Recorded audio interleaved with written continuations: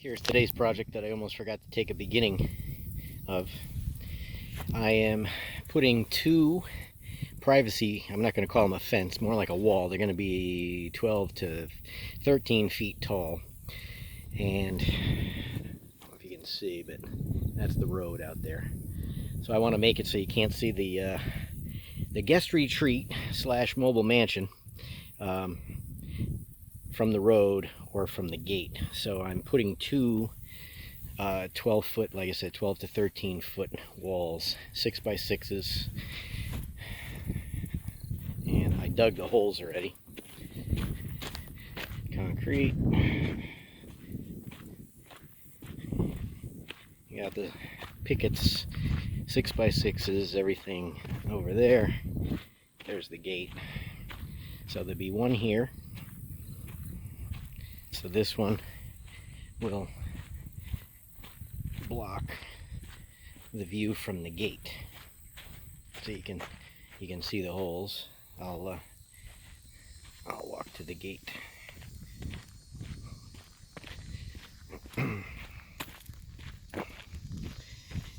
The only other place you can really see it is way up the road over there. But these two, we checked it. These two, so there's the view. My back's against the gate. So the first one will be here, and you won't be able to see it from there. And then the second one is over there. So that one will block, like I said, what you could see up from up the road. So that's that. Right now I'm just going to set the 6 by 6s in the holes and then get the concrete in there, set them, plumb them, and put the concrete in. So I'll set up the GoPro.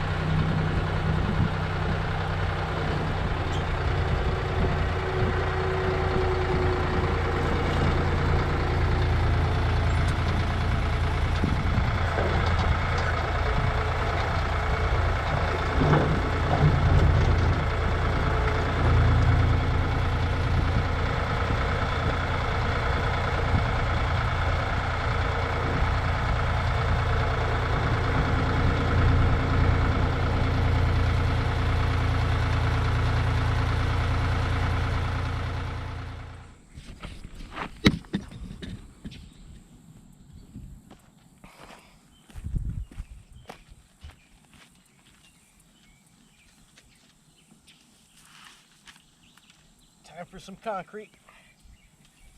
But this, you don't have to mix it ahead of time. Just pour the water in.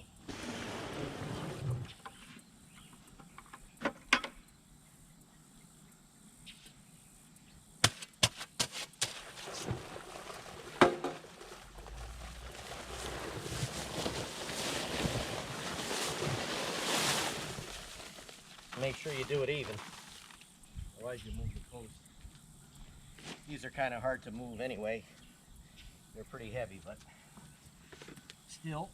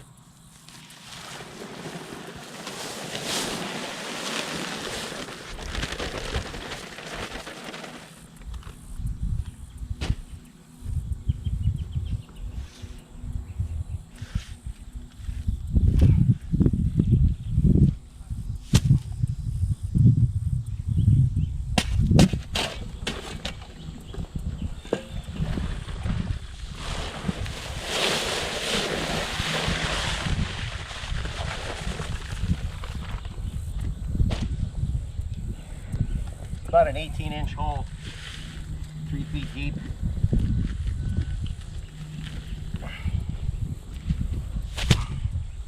Six bags.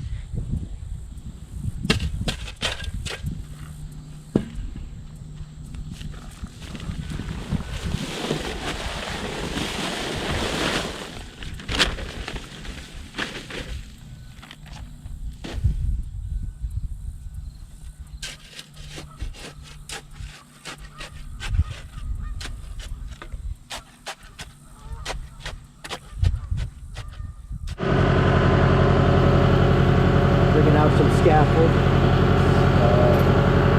Just took it out of the building. Gonna bring it down to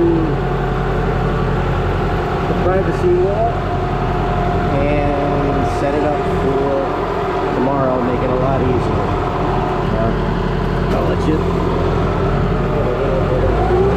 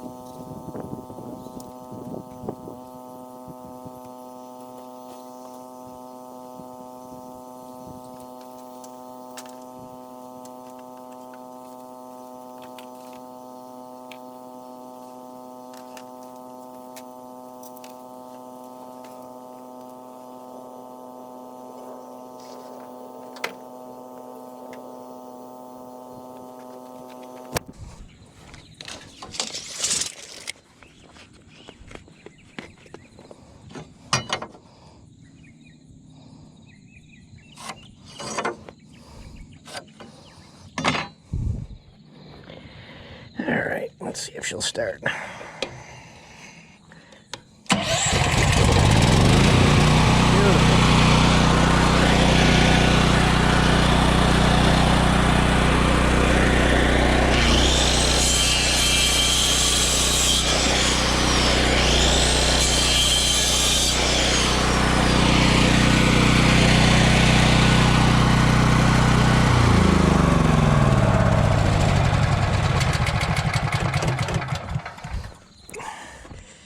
Yesterday I let the gutter guys use it, and it sat for a little while, and I guess I didn't run it out of fuel the last time, and the float started to leak a little bit, but it worked itself out. So the best thing with these is to just, if anybody wants to know, is while it's running, this is the fuel on, fuel off.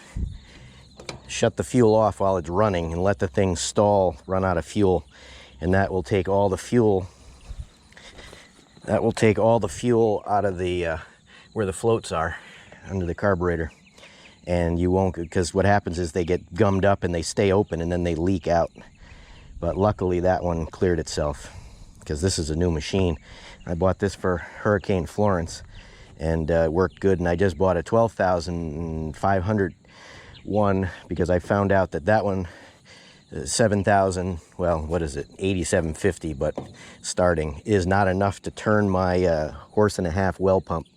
So I had to get one, because my well is in the metal building, and that is the well for everything. So I needed to get a bigger one. So, but this one always starts right up, as you just saw. But anyway, forgot what I was gonna say. What else is new?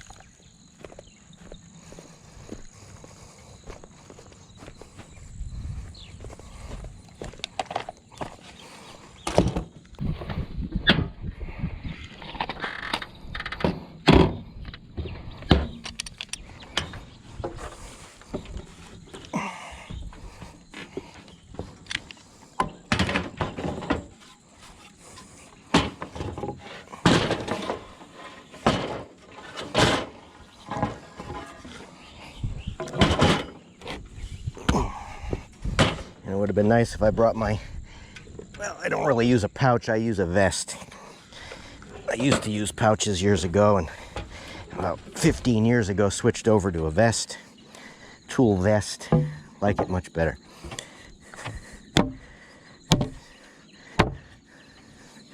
Beautiful.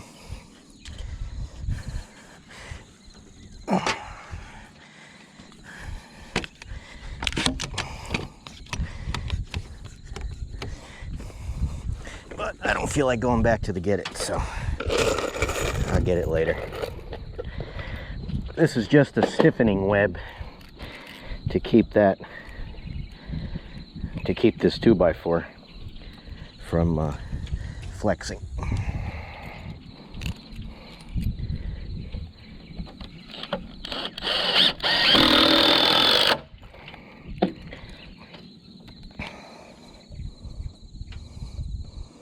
The other thing it'll do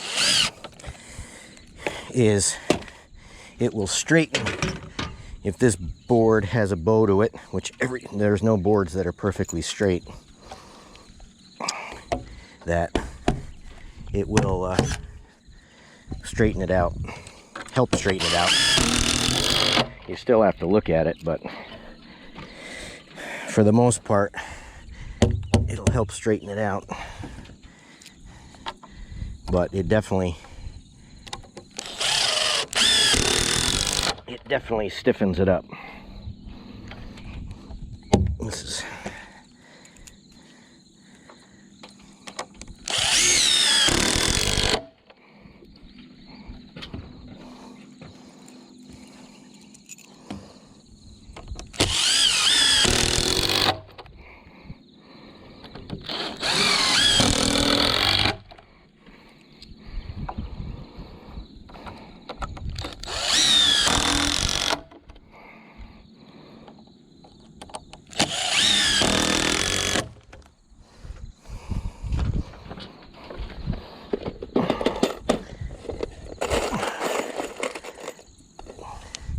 this board is actually an older one I had bought.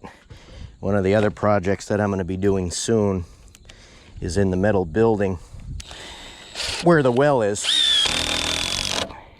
The expansion tank and all the plumbing, and there's a washer dryer and a sink in there, is in the winter. For those of you that don't know, it usually doesn't freeze too much down here where we are, but there usually is a month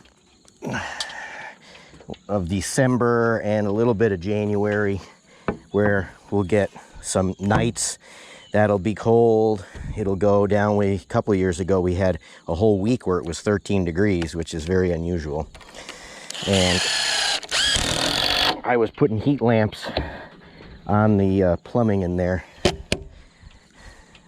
And I am going to be building a room so that I can keep it heated. And this particular 2x4 was one I bought about, I don't even know, 6 months ago is when I decided to do it. And obviously the past 2 months have not been very productive for me. So this board got a little bit hard, dried out. Pressure treated is nice. They put so much liquid in it. So when it's wet, it's very easy to work with. Heavy to move, but very easy to work with. So I took this board and I'll replace it with a new one when I do the room, which after I get the guest retreat finished, maybe I'll do a little bit more on the North Road, and then I've got to get that room done because I have all the other lumber for it, which is also starting to dry up, and I don't like that. So I've got to do that soon.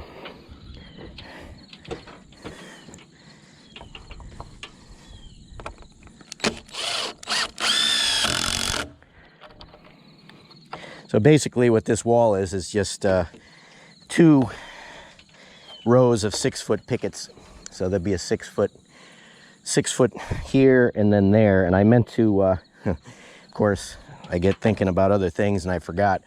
I wanted to fur this out 3/4 of an inch so the top one would overlap the bottom one, and of course I got sidetracked and I just screwed this on and I wasn't going to change it. So I'm going to just let the bottom, I'm just going to let the bottom overlap a little bit, or I'll just put them flush and put a trim piece across the middle. I'm not really too worried about it. This isn't something you really can see, and it's nothing that I'm gonna see. Not that I like to do something, I always like to do things the right way, but I'm not gonna go out of my way. If it was for a customer, I would change it. For me, as long as I'm happy with it and it doesn't bother me, then I don't care. So, and it's not structurally going to do anything, it's just visual. So that's probably, I will just put a trim piece across the middle, more than likely. All right.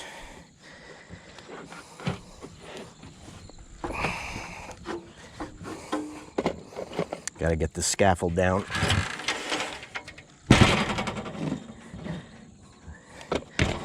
What I want to do today is get all the,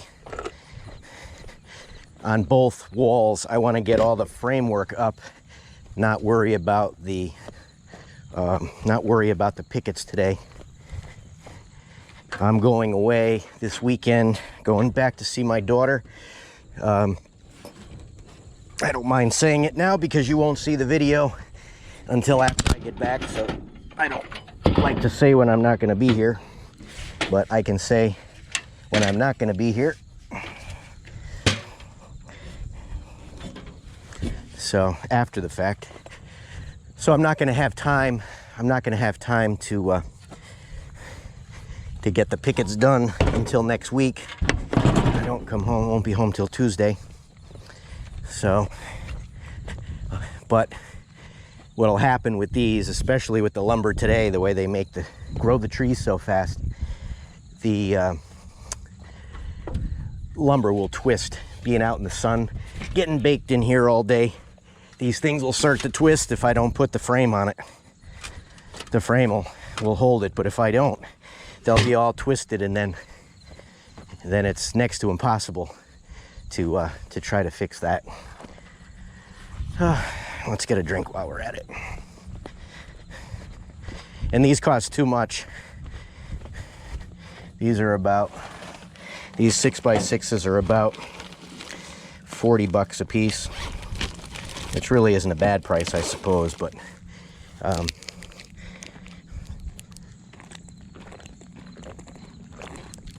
they're good for this. I'll probably end up putting at least one diagonal support on the back of these to hold them.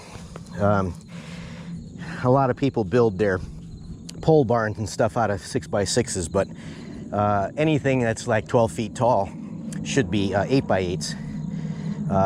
But for this is fine for this, but I'll have to put a couple of supports inside.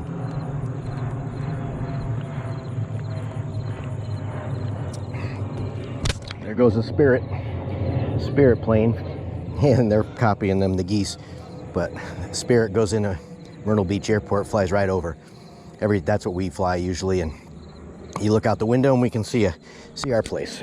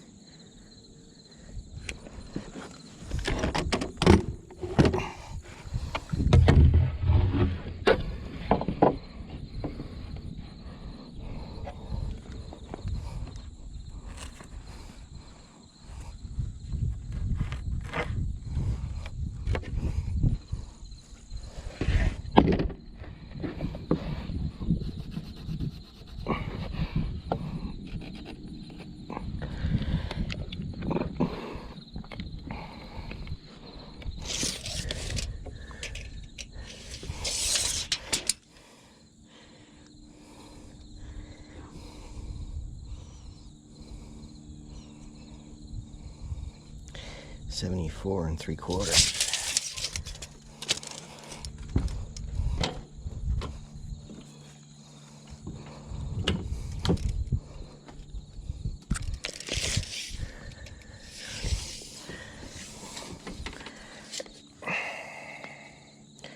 This is for the bottom of the 2x6. At the joint, there's going to be a 2x6. So what I'll probably just do on these is do the bottom pickets, use those to rest the top ones on. The problem is these pickets, you know, they don't, there's no top quality control on these. And the lengths and the little dog ears that go on the corners, they're not all cut the same. And the trouble, if you try to just line it up on something, they don't work. They don't line up. It looks terrible. When I did the fence in the front, I ended up I recut them all. I ended up recutting all the dog ears because they were so crooked and out of whack that you couldn't get the top and the bottom in line. So I ended up cutting them. Not that I want to do that.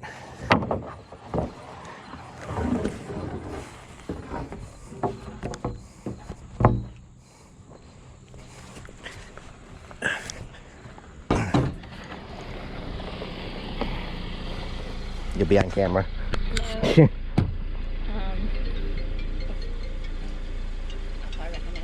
I'll get Dylan because nobody's answering the phone. Oh, okay, good. Okay. All right. Bye.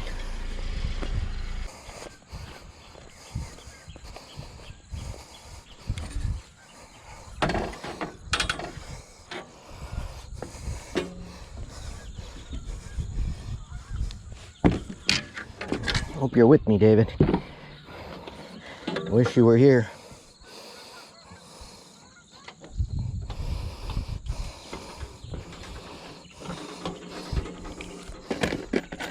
I can't do this without you. Well, here's the end of the framing process. That's not totally finished, this brace in the back. I'm gonna have a 2x6 down the middle of that, not those pieces, but that's the spacer for 5.5 inches of what a 6x6 is. And I still need to trim off the top. Only the one. I got those two without even trying. Those two were level, so that was pretty good. I didn't plan that, but I knew I'd cut them off. So I still left the scaffold so that when I do the top course of the fence, I'll have that over there, and there's that one.